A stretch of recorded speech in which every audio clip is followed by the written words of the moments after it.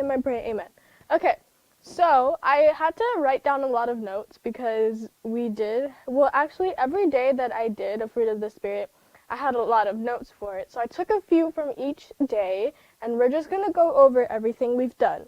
So, I actually calculated it, if I take 3 minutes to talk about each one, that leaves me with 27 minutes, and then I have an extra, 2 minutes to talk about, just pray and stuff. So I don't know why I did the calculations, but anyways. So we talked about love, joy, peace, patience, kindness, goodness, faithfulness, gentleness, and self-control. I always have to pause between goodness, faithfulness, because in the song that helps me memorize it, it's like goodness, faithfulness, to woohoo, so I have to pause between that so I could remember. But yeah, so first we did love. Yeah, we did love first. So first thing we talked about was the different stuff that we could use to describe love. So love can be so many different things. It can be compassion, kindness, faithfulness, it's pure, just a bunch of different words to describe love. And I said this at the beginning, and I probably said this once a day, but love is pretty much the stem of all the fruits of the Spirit. So we talked about love, and then we asked, what does the Bible say about love? 1 John 4:8 says, whoever does not love does not know, whoever does not love does not know God, because God is love. That verse pretty much is saying if you don't love other people, then you can't possibly love God, because God is love, and God loves other people, so why don't you love other people? You know what I mean? So, no matter what, no matter the differences, no matter how much they annoy you, maybe if someone annoys you, that doesn't mean that you shouldn't love them. You should love everyone. Even strangers deserve love from you, because you never know if they may not be getting love from someone else. Then we have 1 Corinthians 13:4-7. It says, love is patient, love is kind, it does not envy, it does not boast, it is not proud, it is not rude, it is not self-seeking, it is not easily angered, it keeps no record of wrongs, love does not delight in evil, but rejoices with the truth. So, that's a long verse. What that verse was doing is pretty much just explaining all the traits of love. And I said to you guys that day, I remember saying this to you guys, that when you don't know if you're loving someone or not enough, you have to replace the word love in this verse with your name. So for example, if I wanted to see if I wanted to see if I was truly showing love to other people, and if I truly have love in me for other people, I would have to replace the word love with my name. So, for example, Nora is patient, Nora is kind, Nora does not envy, Nora does not boast. If there's something wrong there, that doesn't match up, maybe I'm not patient, then you have to try and fix that, right? So, yeah, you just have to try and put your name in through that. It's 1 Corinthians 13:4-7.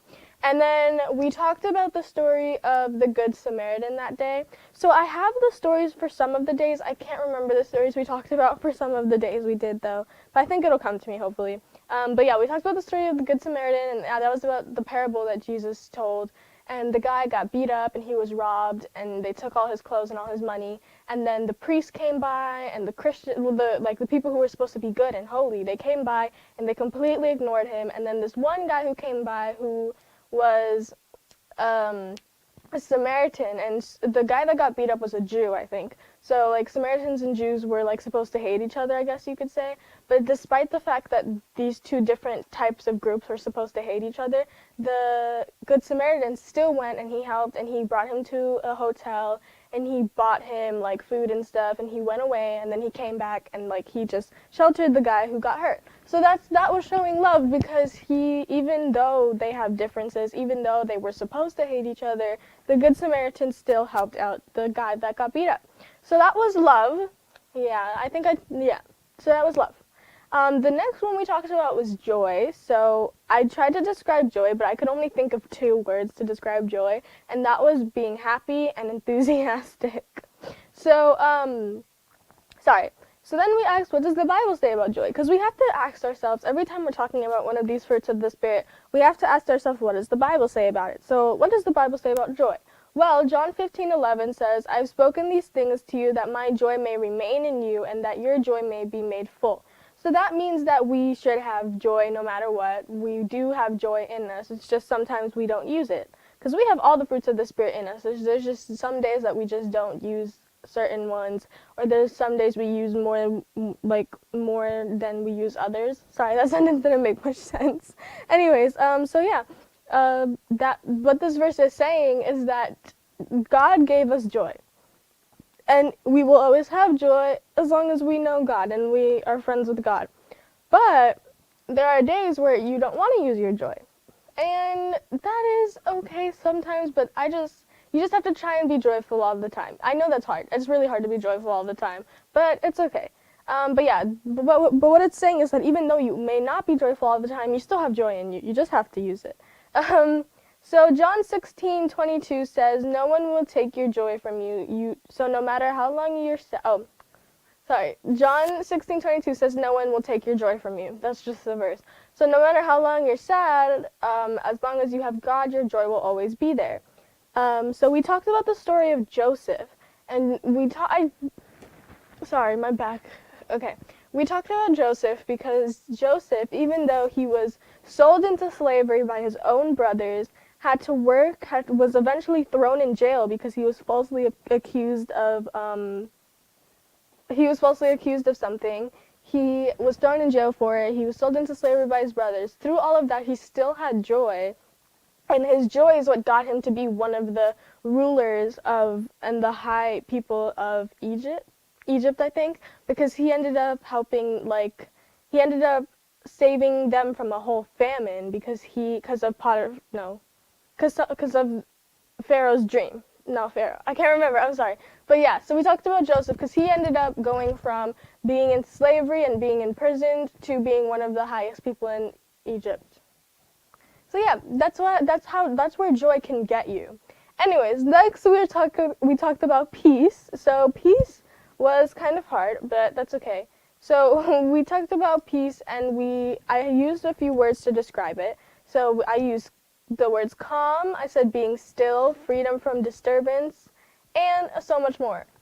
For some days there was just some words I couldn't find to describe it, but for me, peace is being calm, being still, and freedom from disturbance. The last one I got from online, because the dictionary said freedom from disturbance, and I liked that definition, so I used it.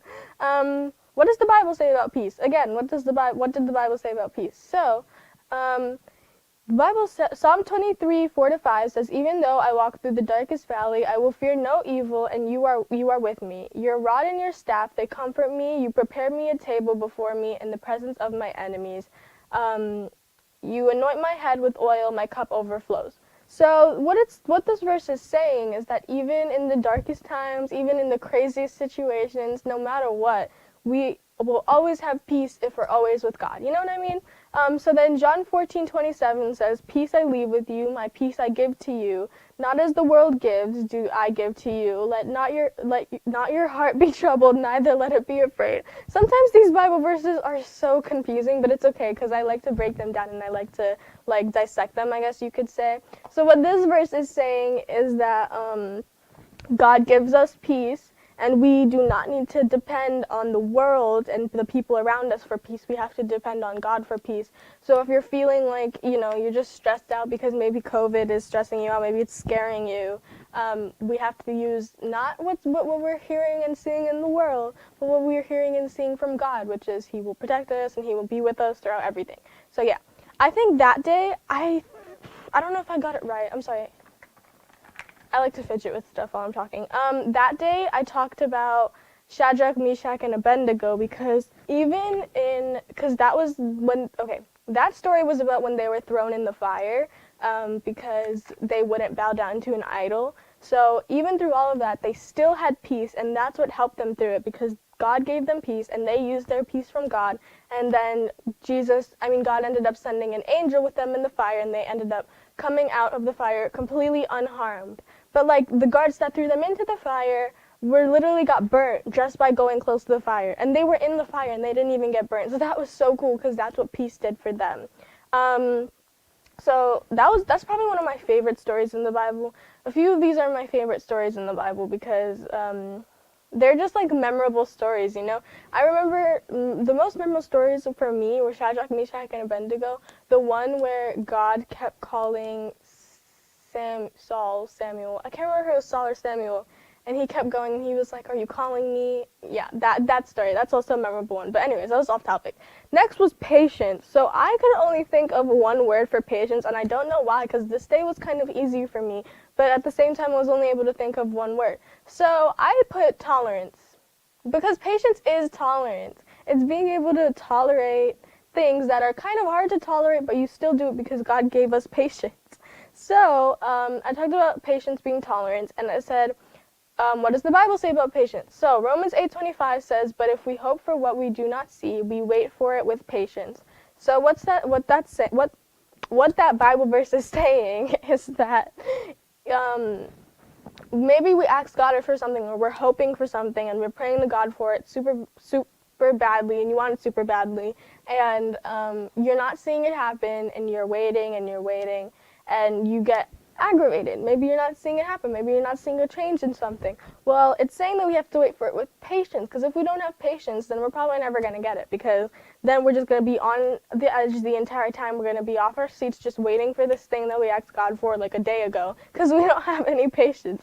And Philippians 1:6 says, "Have patience, God isn't finished yet." So like if you think something's going wrong, especially with COVID, most of my examples are about COVID, because that's one of the things that's like affected us the most. So like maybe you don't think there's going to be a change. Maybe you think that you're going to have to do online school for the rest of your life. We just have to have patience, because God isn't finished yet. Okay? And so... I'm so sorry. So, yeah, we have to have patience. I definitely don't have patience. When I say I don't have these things, I don't mean I don't have them. Because we all have these fruits of the Spirit. We don't exercise them. Like, I don't exercise patience on a daily. Very impatient person. I remember there was this time I wanted to, no, this was literally like a week ago. I wanted to go to CVS to get something with my money that I have. And my mom was like, "Okay, we're going Friday." And every day I kept bothering her. I was like, "So are we going today?" And she's like, "No, I said we're going Friday." She got aggravated with me because I didn't have any patience. I was constantly asking her when we were going to CVS. So also with you not having patience, that could annoy other people, because I know it annoyed my mom, me constantly asking and bringing up the fact that we're going to CVS every single day. I didn't end up going, though, because I was impatient. Somebody ended up going and getting it for me, but, like, that's where impatience gets you. And when I wanted to cut my hair, I was like, "Okay, are we going to cut my hair today? Are we going to cut my hair tomorrow?" Every single day I was asking my mom, and she got aggravated because I had no patience. The next thing is kindness. So, for kindness, I was able to put down a few words. I said being nice, loving, being thoughtful, generous, and being compassionate. So this fruit of the Spirit was probably one of my favorites, because I like talking about the fact that even though maybe there's somebody you don't like, or somebody that annoys you, or a bully even, you should still be nice to them no matter what. I think, I can't remember the story. Oh, wait, I remember the story we did for kindness. Wait, I'm sorry. It's just I didn't have it written down because I couldn't remember, but I remember it now. But let me just read you the verses first. So Ephesians 4:32 says, "And be kind to one another, tender-hearted, forgiving each other, just as God also in Christ forgave you." So if someone hurts your feelings and it's hard for you to be kind to them, you should, because the Bible says we should be kind to people no matter what, and we also have to exercise forgiveness also. And forgiveness is a big part of kindness, because if someone hurt you, if you can't forgive them, you can't be kind to them, and maybe they have something going on, and maybe that's why they hurt you, but that's why you have to be kind to them. Proverbs 16:24 says, "Kind words are like honey, sweet to the soul and healthy for the body." Kind words can literally help somebody. It's just you being nice to someone, just saying, "Hey, you look really awesome today," or "Hey, I really like your hair," or "I really like your shoes today." Even if you don't know the person, like, or maybe it's like a new kid in your class, maybe just those few words can just make them feel welcomed and make them feel happy. So I remember we talked about Zacchaeus. I think I'm saying it right. He was the tax collector, and Jesus exercised kindness with him because everyone didn't like him, because he used to steal from people. However,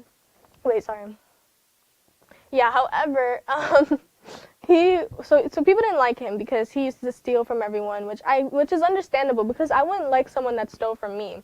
So but so nobody liked him, but he wanted to see Jesus. So he went up on a tree so he could see Jesus talking with everyone.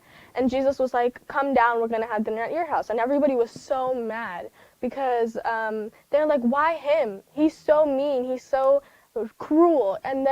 But then that one act of kindness, when they ended up going to his house, I think, that one act of kindness that Jesus did made him realize what he did wrong. And he said, I'm sorry, I'm going to pay you all back 2 times like what I've stole from you all. I'm going to donate all my money to like the poor. I'm going to do this, I'm going to do that. And he literally had such a big change of heart just because of the kindness he was shown. So it's because he was constantly never shown kindness by other people, and then he started stealing, and then that gave them even more of a reason not to show kindness to him. But even though he did all that stuff, he sinned, he did all of this rude stuff, Jesus still exercised kindness and showed kindness towards him, and that's what changed his mind, and that's what made him think that he should just pay back all the people, he should just right all of his wrongs. You know what I mean? So that's what kindness can do for someone else. The next thing we talked about was goodness. Gosh, I had such a hard time with this one. I did not, understand this one. I still came on and I still tried to tell you guys about goodness, but this one was hard for me. So here's what I wrote. Goodness can be many different things, like being obedient, kind to others, listening to adults, not being selfish, etc. But what does the Bible say about goodness? So I found a few verses online that came with goodness, which I tried my best to explain. But Galatians 6:10 says, therefore, as we have opportunity, let us do good to all people, especially those who belong to the family of believers. This one is pretty much just saying that we should be good towards everyone, be kind towards everyone, we have to just do good deeds towards everyone. That's what it was saying. And then Ephesians 4:29 says, do not let any unwholesome talk come out of your mouths, but only what is helpful for building others up according to their needs, that it may benefit those who listen. So what that one is saying is pretty much don't gossip. I think that's what I take from that verse, because it says don't let any unwholesome talk come out of your mouths, but only what is helpful to building up others. We don't want to bring others down with our words. That's being mean. So I put that for goodness, because those are the ones that I found. I can't do much explaining on this one. This one was kind of hard. For this one, I think we did Job. Yeah, I think we did Job and how his goodness helped him get through. His goodness helped him get through everything. No, I can't remember. I don't know if we did Job or if we did Siobhan said that she needs a lot of patience. Yes, me too. Hi, Siobhan. But yes, I need a lot of patience too. It's really hard to exercise patience in this house. I'm kidding. No, yeah. Oh, and she said you are one of the kindest people I know in Oregon. Thank you. Aww. I can't remember when we talked about the Day of Goodness. I can't remember the story for that. Okay, good. So that took up most of my time, because I'm usually telling the stories that we talked about the Day of the Fruits of the Spirit, but I can't remember the one we talked about for goodness, so that took up a little bit of time. So next thing we talked about was faithfulness. So what is faithfulness? To me, faithfulness is trusting without seeing, constantly believing in something, even if there's so much stuff pointing to the fact that it's not real. What does the Bible say about faith? Okay, so I remember we did Job this day. This is the day we talked about Job. Okay, I got it. I can't remember what we talked about for the Day of Goodness, but that's okay. Anyways, 2 Corinthians 5:7 says, for we walk by faith, not by sight. Easiest verse out there. But we walk by faith, not by sight, that means that we walk by just the fact that we're believing that God will help us, and not by what we're seeing, because it's super hard to not to believe. It's super hard to believe what's right in front of us, like what we're seeing with our own eyes. And then there's this thing, though, that God is telling us is going to happen, but we're like, God, I can't see it. Where is it? We just have to, 1, have patience in that situation. 2, faithfulness. So I think I told you guys this saying. It's not a saying, it's a verse. I can't remember. I don't know the verse reference, but it says faith as small as the mustard seed can move mountains. What that's saying is that just the tiniest bit of faith can help you do anything. And I'm so sorry. The tiniest bit of faith can help you do anything, and that is what. Sorry. And then that. I just got fumbled. Okay. So the tiniest bit of faith can help you do anything. So can you even imagine what like a large amount of faith can help you do? So I can't remember. Okay, now I'm kind of confused because we did Job one day and we also did okay, I remember what we did. We did Job and we did Jesus Peter walks on water. No, not Peter. Okay, so the story, one of the stories I talked about that had to do with faith was about when Jesus walks on water and he called out one of his disciples to walk on the water with him, and that disciple one didn't have faith that it was Jesus, so he did go out on the water, and then he realized, oh my gosh, I'm walking on water. So then his faith came back. And then he kept walking, but then he realized, oh my gosh, I'm walking on water. And then his faith went away and he started to sink, and Jesus had to save him. So even though it's hard to have faith with God, well, what's going to happen is when we lose our faith, when we start to lose our faith, we will start to sink. But Jesus will still help us no matter what. But it's just best we keep our faith and just continue walking towards Jesus, if that makes sense. And then there was when we talked about Job and when God let the devil test Job, and the devil took away his family, his sheep. They took away his house. He gave him like this really bad disease, and he still had faith that God. He still trusted in God and said, "This is your will. This is like what's going on. Let it be done." We have to learn from Job because his faith was like up there. He like literally, God let the devil take away everything that Job loved, and he still trusted in God, which I don't understand, which is hard for like me to comprehend, but that's still what happened. And also, then in the end, God was like, okay, Job, you were faithful, you trusted in me, now I'm going to give you back everything. So he gave him back like 2 times more children, 2 times more money, all that good stuff. So then we talked about gentleness. So for me, sometimes being gentle is hard. Like when I'm like talking to my mom or my brother, sometimes I just get aggravated and I just like snap. Like my tone is so bad and it's not a good thing. It is not a good thing. But that's just what happens sometimes. So gentleness to me is being calm and nice and sweet and soft and careful. Just like everything, like rainbows and bunnies, all that good stuff. That's what gentle, that's what I picture when I like think of the word gentleness. So we have to be gentle with everyone around us because you never know how their day is going. When you are aggressive and mean, it can ruin their day or it can make their day worse. And what does the Bible say about gentleness? So Proverbs 15:1 says, "A soft answer turns away wrath, but a harsh word stirs up anger." So what that's saying is someone can already be having a bad day, and by you going up to them or like them trying to talk to you and you're just being aggressive with them, that could make it worse and just make them so angry. But if you're nice to them, it could really just stop them from being rude to other people. It could stop them from being angry all day. I remember the story we talked about this day. Okay, James 3:17 says, "But the wisdom from above is first pure, then peaceable, gentle, open to reason, full of mercy and good fruits, impartial and sincere." So that was just pretty much describing gentleness, just like how it was in love. Okay, so today, well, no, not today. Gentleness, we talked about the story of David and Abigail, because remember David was always on the run with his men, camping out, and he camped out near this man. I think his name was Nabal. I can't remember if that's right. His name was Nabal, and David and his men were right by his his house and stuff, because Nabal was a rich, like wealthy man. So David was like, "Okay, we're here one time. We'll try and protect you and your men." And so Nabal was like, "Yeah, thank you, whatever." So David thought in return that Nabal would give them some food because they were going to have a feast. And so he asked Nabal for food for his feast. He was like, "Okay, I'm taking care of all of your stuff. I'm protecting you guys, so can we have some food?" And then Nabal was like, "No, why should I give you food for your feast?" Even though Nabal should have given it to them because David was literally protecting him. But anyways, so Nabal was like, "No," and then that got David so mad that he wanted to kill Nabal. And then Nick's face behind the camera is so funny. He wanted to kill Nabal just because Nabal wouldn't give him some food. I think David had a little anger problem there, but that's okay. We all have anger problems sometimes. But yeah, so he wanted to kill Nabal because Nabal wouldn't give him some food. And then Abigail was Nabal's wife.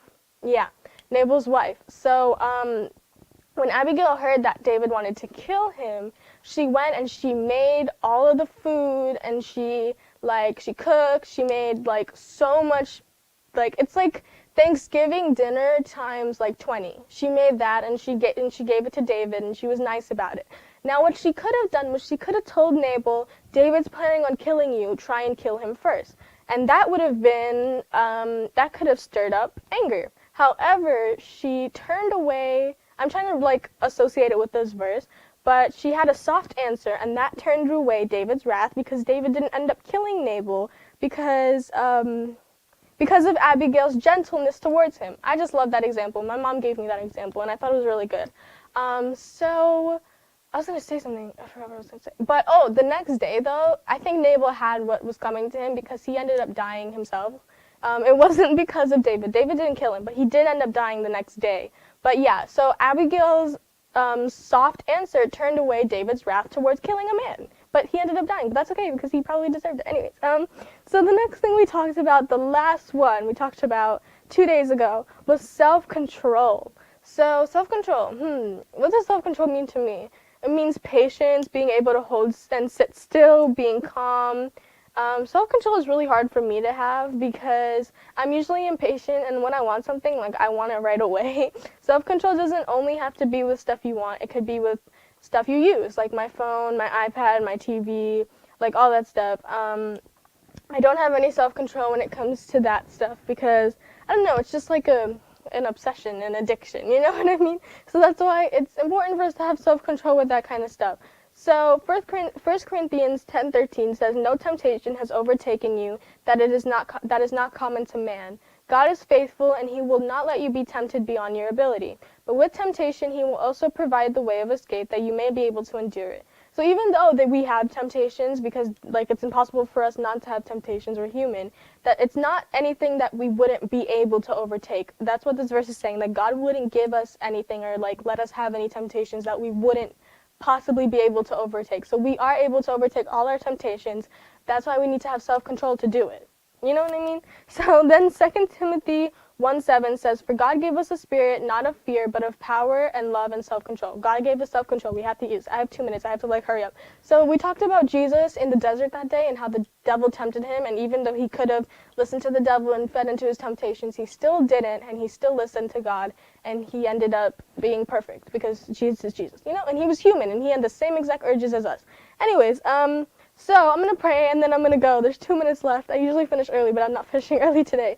So thank you, God, for this day. Thank you for everything you've given us. Thank you for giving us this time to review all the fruits of the Spirit that we discussed. Thank you for, I think this was pretty fun to talk about the fruits of the Spirit, except for a few that I didn't like quite practice myself. But thank you for everything. I pray that we will be able to use these fruits of the Spirit daily and that we will remember them. In Jesus' name I pray, amen.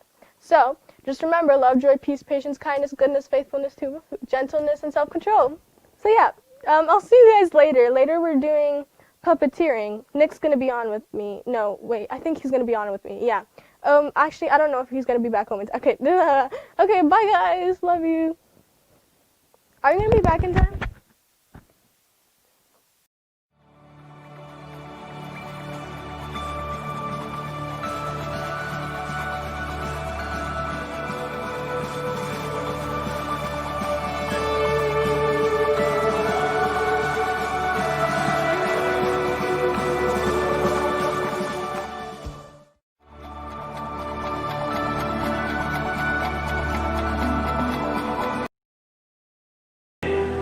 Went out to battle. And I want to share a little this morning